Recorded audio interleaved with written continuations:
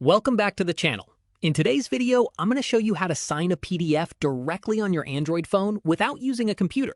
This is a quick and easy method if you need to add your signature to a document and then save, share, send, or print the signed PDF. So let's get started. First, open the Google Files app on your Android phone. Now tap on Documents and find the PDF file that you need to sign.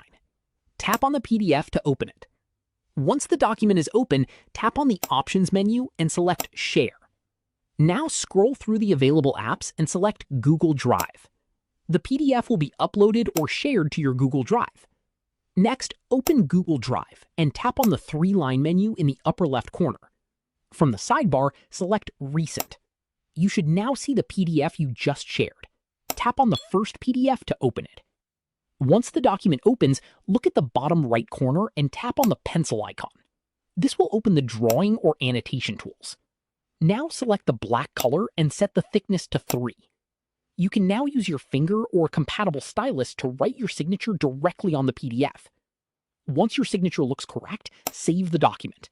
After saving, you can download the signed PDF, share it, send a copy to someone, or print the document directly from your phone. And that's it.